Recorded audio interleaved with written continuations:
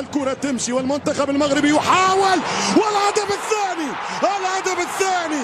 ألم أقل لكم إنه الكعبي، ألم أقل لكم إنه الهجومي، ألم أقل لكم أنني أراهن على هدف الكعبي. ليس من فراغي الكعبي، ليس من فراغي الكعبي.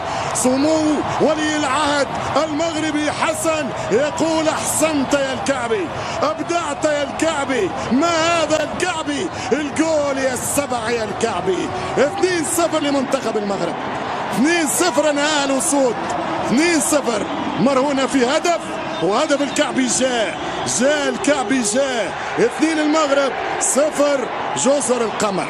اعطينا صورة الهدف. الان الاحتفالات، الان يقبلون الكعبي. هذا حلهم من حلول كبرى في البطولة.